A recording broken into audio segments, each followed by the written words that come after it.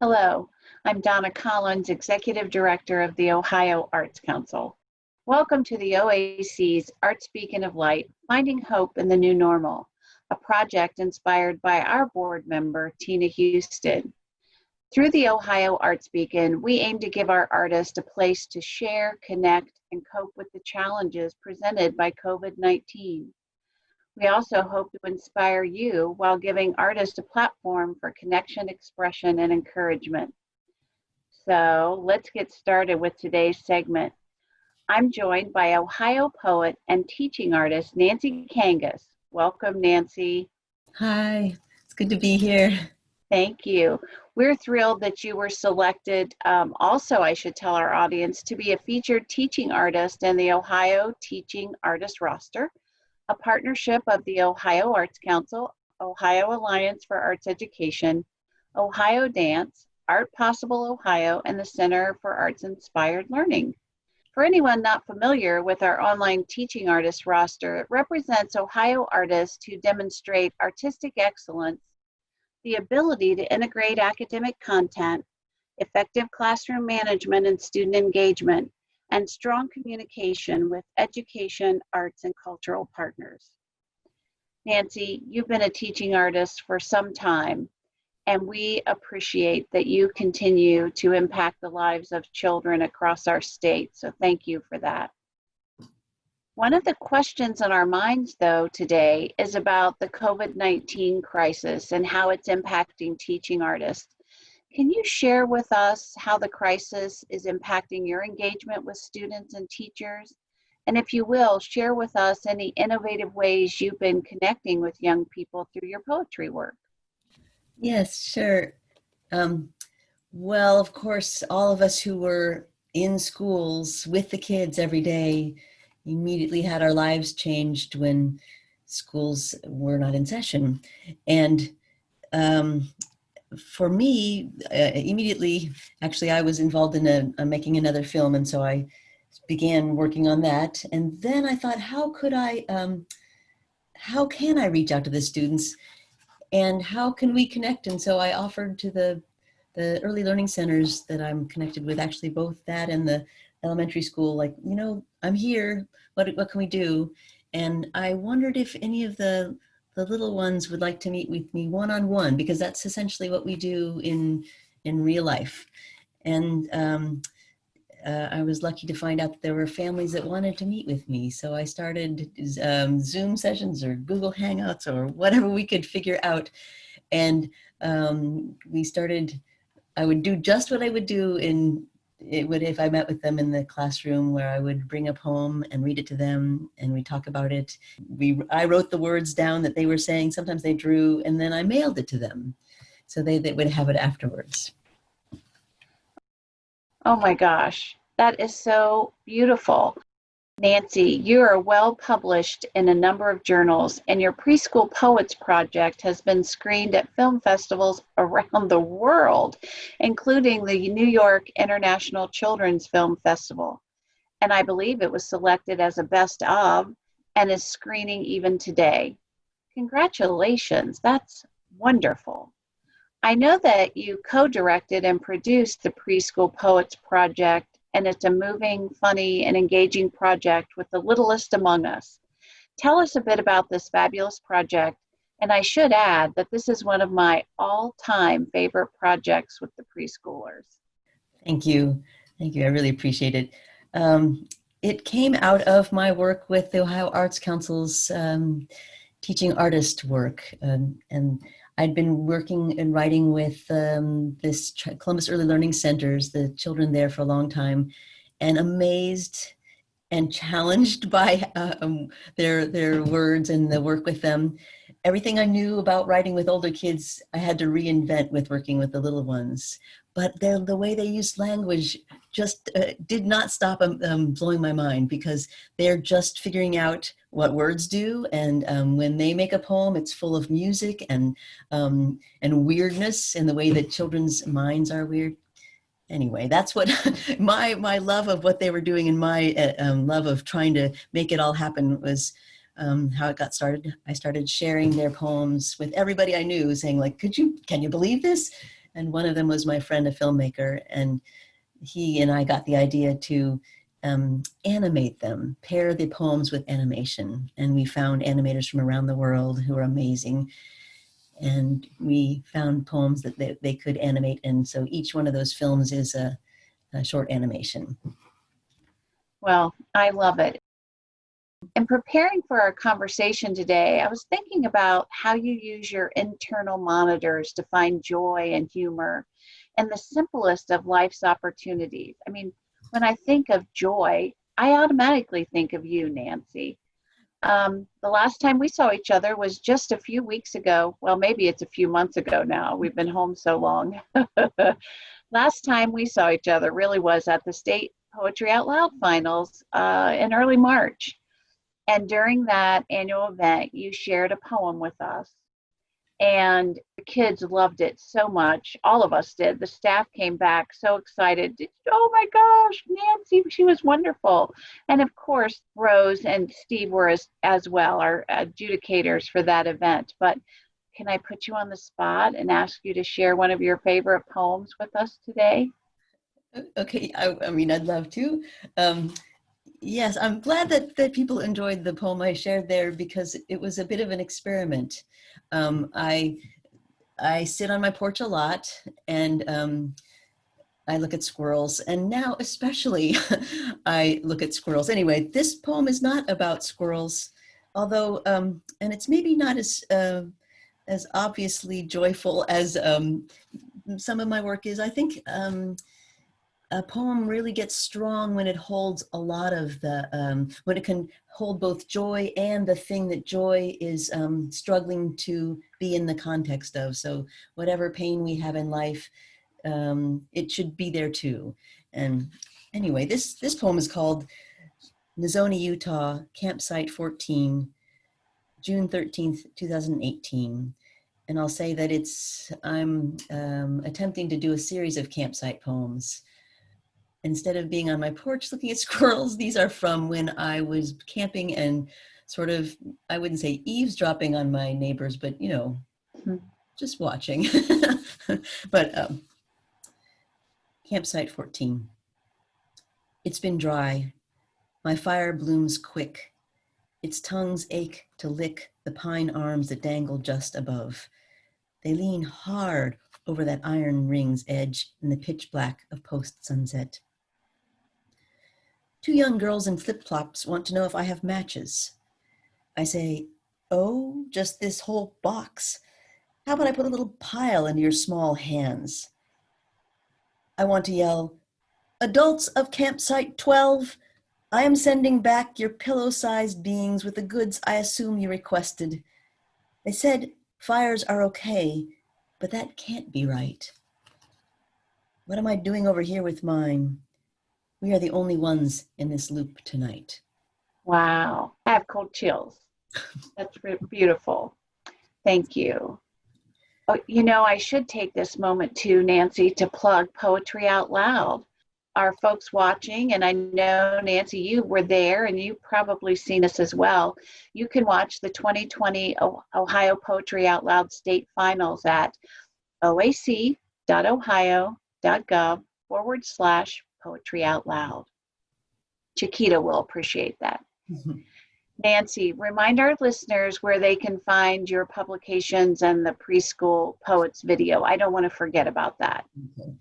Well, the films for Preschool Poets, as well as a documentary about the making of the project, which feels very important because it shows the lives of the children and gives the context to the poems. And that's at preschoolpoets.org. It's all there. And my work is out there. I've got, for a long time, I wrote a column called Slides Interpreted by Nancy. And that's on a site called Ohio Edit. It's actually nothing to do with our state, but the Japanese, or I think I've got this right, the Japanese word meaning hello and goodbye. At any rate, this there's a series of poems that are short, kind of flash fictions that respond to family slides. So my parents took 1 million slides of themselves before I was around, and they're amazing pictures, and I ended up being the recipient of these slides, and I started to try to write the poem that was inside them. Not the truth, but a truth. And so that's out there, and that you can look at. Thank you. I'm going there next myself. I want to see those. Nancy, as you know, I follow your work, and I'm wondering how you remain actively engaged as a writer and as a teaching artist beyond what you've shared with us a little bit with your preschoolers. Yes, I've been finding workshops for writers. I've been writing probably more than ever, and I'm finding one of my favorite teachers, John Sands, was offering a workshop for writers, and I was able to hop in, and there are writers from all around the world, and we meet at weekly, or we will meet weekly, and there's others that are just one-shot workshops. I'm watching other artists more often. I watched an amazing Shakespeare play the other night from the National Theatre of London, and I listen to more poets. I'm listening regularly to Billy Collins at 5:30 because he reads every evening. And I'm watching what other teaching artists are doing. And it's just this time when we're all exploring how to stay connected. And in some ways, it's asking more of us than ever, I think. Yesterday with one of the 4-year-olds, I realized that I wasn't utilizing the fact that we're in 2 separate rooms really well enough. And so I thought, we need to make this different, and I need to make it like an I Spy game. So I really want to take advantage of that, or not advantage of, but recognize we're separate, and not try to do the same things we've done when we were together. That's nice. Thank you. I know that teaching and learning is happening virtually in Ohio, and you've shared a little bit about that. I've also heard from so many teachers and teaching artists about how they're missing being with their students, face to face, hearing them breathe. I can imagine in a preschool classroom, the funny little smells of beings, as they play hard and discover new things. I've also heard from lots of parents who have more and more appreciation for the teaching profession every day, as we might imagine, as they have become worker, parent, educator, uh, and finding time for self-care even is limited because of all their roles. How might all of us as parents or grandparents engage our children or grandchildren through poetry? Give us a couple of tips and prompts to get us started, and we could be poet teachers with our kiddos. My heart and everything goes out to all the parents who are with children right now and also working, and I'm amazed at the strength that it must take. And my response, I think, is mostly games. A lot of my work comes from a sense of play, or an idea of constructing what I think of as a game. And that's what I turn to all the time in the classroom, but also that's what is fun, I think, maybe for parents and families. There's a game that my family plays all the time, and I make everybody play whenever I'm in charge, and that's called the dictionary game. And that's where you pick a word out of the dictionary that nobody knows, and everybody tries to make up a definition and make theirs sound so real that you would vote for theirs. And I've actually seen this, it's in a box set too, but we never, you don't have to have the box. That kind of thing where you're just playing with language. You don't even know that you're being playful and thinking about language. And you don't think you're making a poem at all. But I save a lot of those definitions that we've made because they feel like poems to me. They're just weird and wild the way like poems are. Another thing I thought of was my poetry cubes, and I think I have a video of them somewhere else. These are things that I thought that families could do, or children could do with their families. You can ask everybody to think of a whole bunch of nouns. Oh, actually, these are verbs. So I have on here leap, kiss, dance, agree. And another cube, or they could be words in baskets too. They don't have to be cubes.